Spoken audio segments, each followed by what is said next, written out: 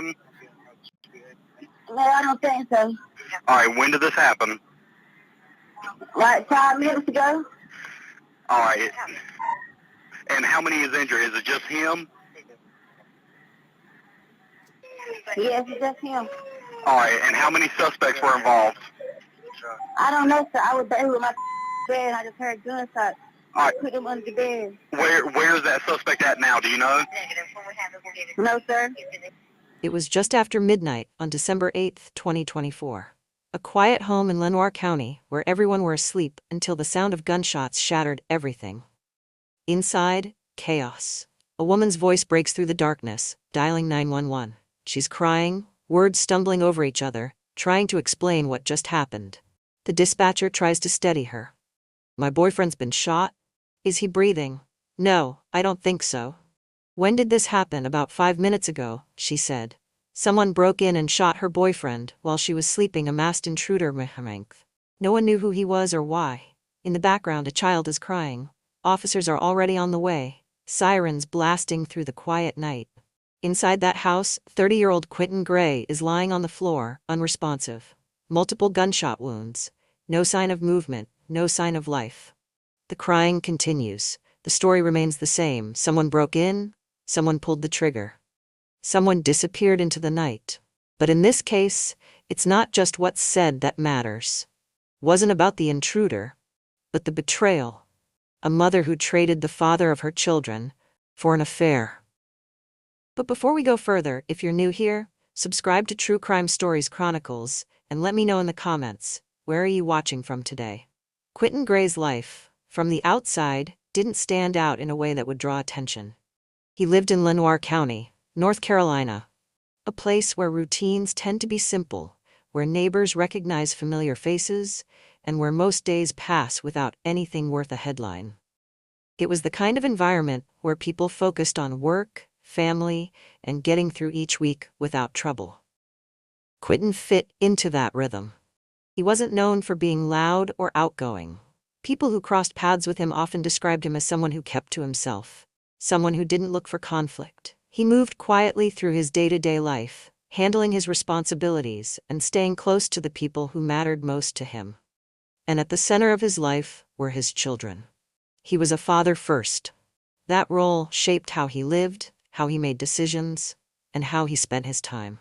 Inside the home on Sweet Amy Lane, his world revolved around providing stability for them, making sure they were safe, cared for, and growing up in a place that felt secure. For many parents, that sense of responsibility becomes the anchor of everything, and for Quinton, it was no different. The home itself was modest, not extravagant, not particularly noticeable, but it was lived in. It carried the normal signs of family life, shared spaces, routines, voices, movement. It was supposed to be a place where nothing dangerous could reach them. But homes don't exist in isolation, they are shaped by the relationships inside them. Quinton shared that space with his girlfriend, the woman who would later make the 911 call.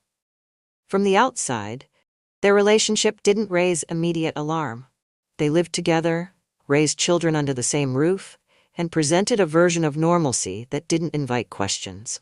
But relationships are rarely as simple as they appear from a distance. There were layers that weren't visible to outsiders, moments that weren't shared, conversations that stayed behind closed doors. And while there's no public record detailing every interaction between them, what we do know is this. By the time that night arrived, something within that relationship had shifted. Not in a way that was obvious to everyone around them. Not in a way that would make someone step in immediately. But enough that, when everything came to light later, it forced a reevaluation of what had really been happening inside that home. Because the truth is, situations like this don't appear out of nowhere. They build quietly, gradually, in ways that are easy to overlook until it's too late. And for Quinton, the place he trusted, the place he lived, the place his children slept, would become the very place where his life ended. Things inside that house weren't as normal as they seemed. In Quinton Gray's case, there are indications that things were not as steady as they seemed. There was a level of disconnect that had started to form, not necessarily loud arguments or visible conflict, but a quiet separation, the kind where communication becomes limited, where emotional closeness fades and where daily life continues but without the same sense of unity. That kind of distance can be difficult to detect from the outside. It doesn't always come with clear signs. It often shows up in smaller ways, changes in tone, shifts in attention, or a growing sense that something isn't being said. And over time, those gaps can widen. Within that space, outside influences can begin to enter. At some point, another connection formed, one that existed beyond the walls of that home. Not something openly discussed, not something that was made clear, but present enough to begin altering the balance of the relationship. When a third party enters a situation like this, even quietly, it changes everything. It introduces secrecy, it introduces divided attention, and it introduces decisions being made without full honesty.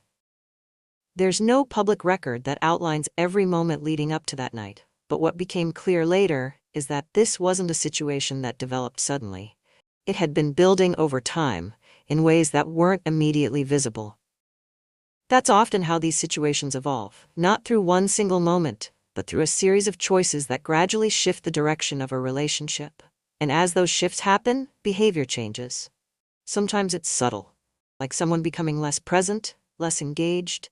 Other times it shows in inconsistencies, stories that don't quite line up, reactions that feel slightly out of place for the situation. Individually, those things might not raise alarm, but together, they start to form a pattern. A pattern that suggests something underneath the surface isn't right. In this case, there were signs that the relationship had moved into that space, where things were no longer as straightforward as they once were. Where trust may have been strained, and where communication may have broken down in ways that weren't fully visible to others. And yet, life continued as usual on the surface.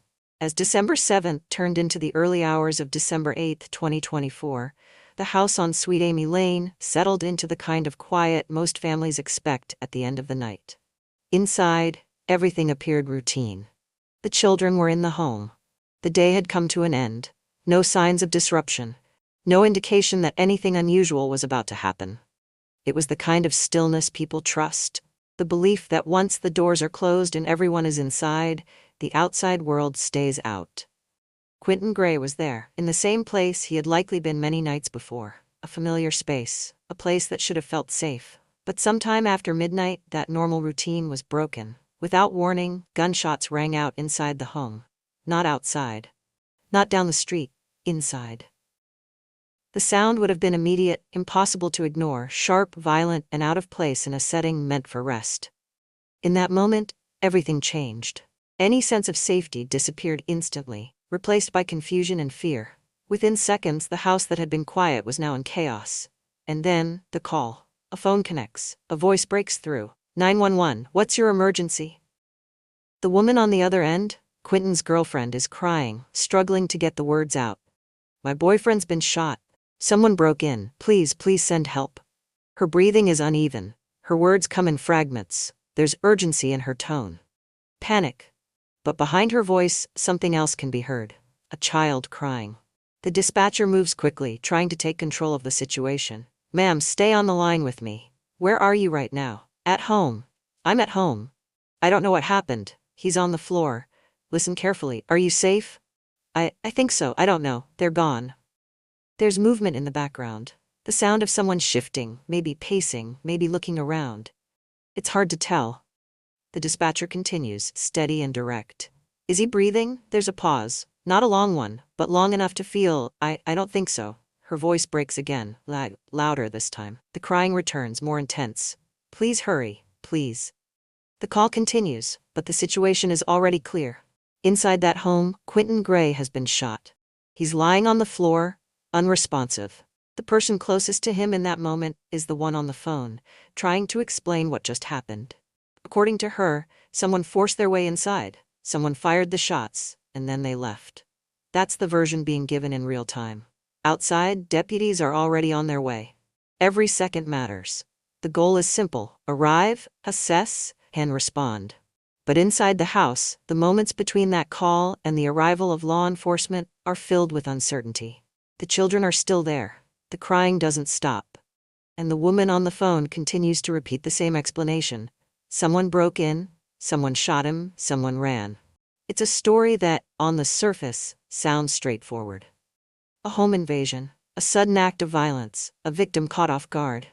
But even in those early moments, something about the situation doesn't fully align. It's not just the words being said. It's how they're being said. The pauses, the phrasing, the way certain questions are answered, and the way others are avoided. In situations like this, reactions can vary. People respond to trauma in different ways. There's no single correct way to sound in a moment of panic. But sometimes small details stand out. Details that don't immediately make sense. And in this case, those details would become important. Because while the story being told over the phone pointed to someone from the outside, the reality of what happened inside that home was far more complicated. And as the investigation began to take shape, one thing became harder to ignore. Something about her reaction didn't match the situation. The 911 call sits at the center of this case because it was the first version of events anyone heard. In the moment, it sounded like panic. A woman crying. A man shot inside the home.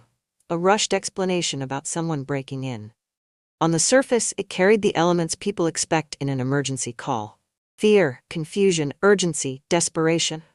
But when you listen more closely to what was said, and just as importantly how it was said, the call begins to feel more complicated. Her voice was emotional. That part is clear. She sounded distressed, and there was no doubt that something serious had happened inside that home. But emotion alone does not answer the bigger question.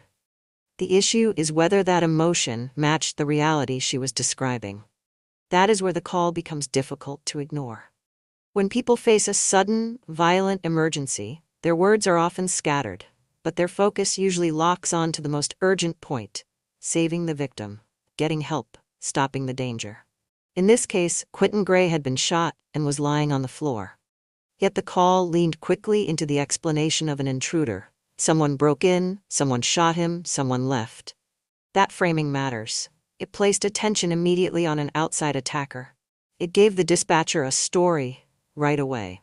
It did not sound like someone trying to make sense of chaos in real time, as much as someone trying to define the situation from the beginning. Then came one of the most striking moments in the call. The dispatcher asked a direct question. Is he breathing? It was the kind of question that strips everything down. No room for broad explanations, no room for extra details, just one urgent fact. And instead of an immediate answer, there was a pause, not a dramatic one. Not long enough to stand out in a transcript alone. But in a moment like that, hesitation carries weight. If the person you live with has just been shot and is lying in front of you, a delay before answering something that basic can feel unsettling. Then came the response. I don't think so. The wording matters there too. Not no, not he's not breathing, not I checked. I don't think so. It sounded uncertain, distant, almost as if she were speaking around the reality instead of confronting it directly. In some cases, that could be explained by shock. But paired with the rest of the call, it added to a growing sense that something was off. And in the background there was another sound that made the call even harder to hear without feeling the weight of it: a child crying. That background noise changed the emotional texture of the entire call. It reminded everyone listening that this was not just a shooting scene. Children were inside that house while this was happening. They were close enough to hear the shots, close enough to feel the panic, close enough to be pulled into a moment no child should ever experience. The child's crying made the call feel more real. But it also made the emotional inconsistencies stand out more sharply. Because while the home was in chaos, while Quinton lay dying, while children were in the background, the call still seemed to circle back to the same point: the intruder story. That repetition becomes important in hindsight. When someone is under stress, they may repeat themselves. That is true. But the repeated focus on the break-in explanation can also sound like someone anchoring the narrative early, making sure the central story is heard and accepted before too many questions are asked. And that is where the psychological tension of this call lives. It is not that she sounded calm, she didn't. It is not that she sounded unaffected. She didn't. It is that her fear seemed to move in a direction that didn't fully match the moment. Instead of sounding fully centered on Quinton, on his condition, on what could still be done, the call carried an unusual emphasis on what supposedly happened. That difference may seem small at first, but in a case like this, small differences matter. Be honest. Does this sound like real panic to you or something else? Let me know what you think. Because once investigators began looking past the tears and listening more closely to the words, the 911 call stopped sounding like a simple cry for help and started sounding like the first layer of a story that was already beginning to crack.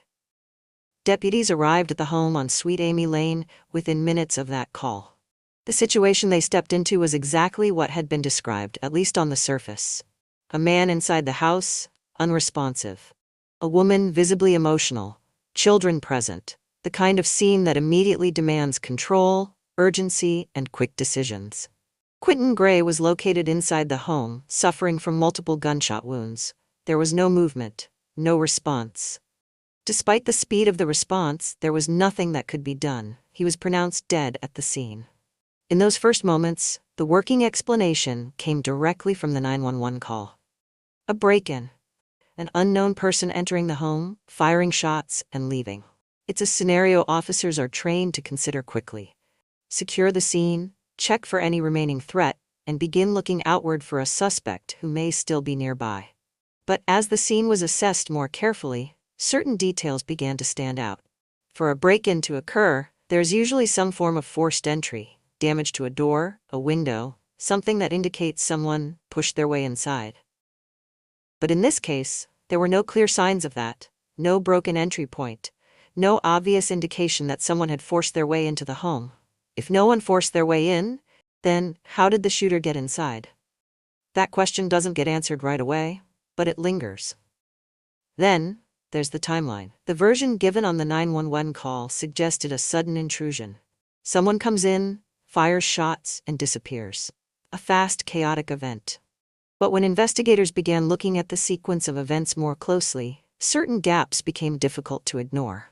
The timing of the call, the details provided, the way the situation was described, all of it needed to align with the physical evidence inside the home. And when those pieces are compared side by side, even small inconsistencies can begin to stand out. At this stage, nothing is confirmed. The investigation is still in its early phase. But this is the point where the direction can change, because investigations don't rely only on what people say, they rely on what can be verified. And when what's said doesn't fully match what's seen, attention shifts. The initial focus had been outward, toward an unknown suspect, someone who might have entered the home and fled. But with no clear entry point and no immediate signs of forced access, that line of thinking becomes harder to support. So the focus begins to move. Slowly at first, then more deliberately. Questions are asked again, details are reviewed again, statements are examined more closely. Not just for what they include, but for what they leave out. And as that process continues, the center of the investigation starts to change. Because if the evidence doesn't support someone breaking into the home, then the answer may not be outside at all. It may already be inside. This is the point where the story starts to shift. What began as a reported home invasion now carries a different weight. The possibility emerges that the explanation given in those first moments may not fully reflect what actually happened.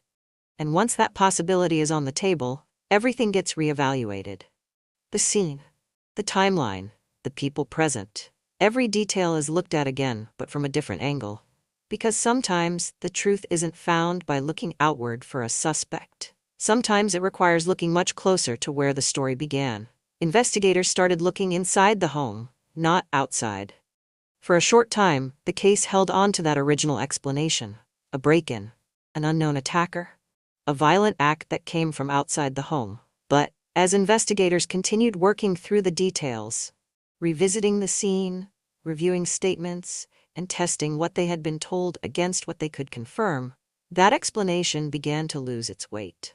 The more the case was examined, the harder it became to support the idea that someone had forced their way inside, committed the shooting, and disappeared without leaving a clear trace. And then about a month later, everything changed. Authorities announced 2 arrests.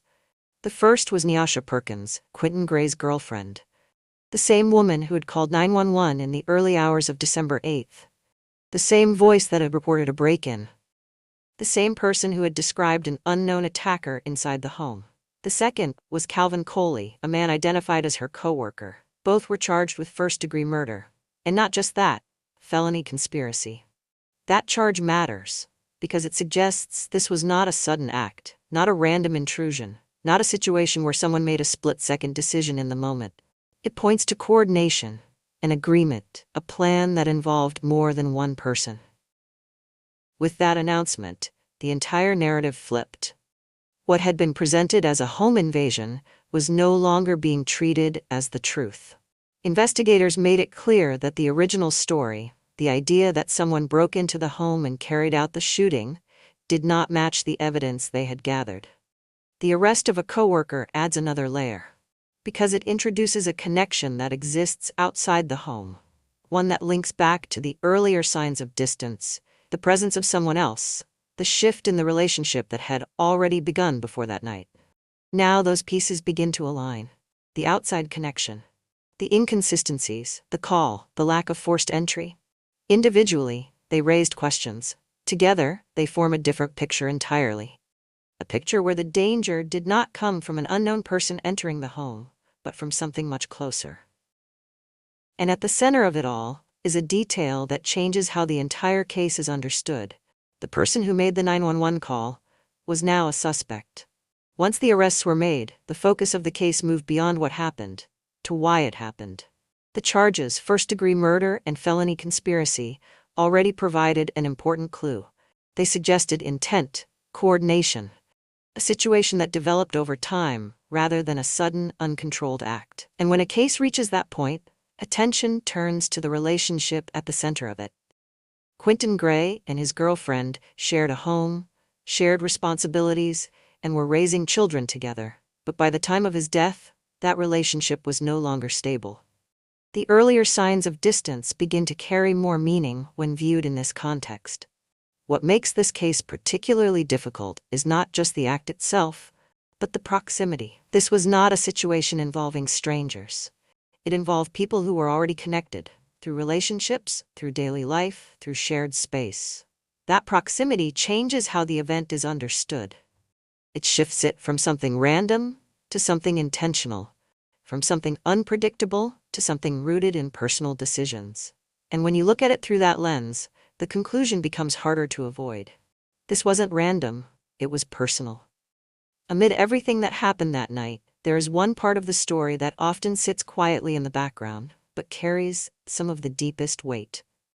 The children were inside that home. They were there when the gunshots went off. Close enough to hear it. Close enough to feel the sudden shift from safety to fear in a matter of seconds. For them, this wasn't just something they would later hear about. It was something they experienced in real time. And that changes everything, because while adults try to process events through logic, children experience them through emotion first.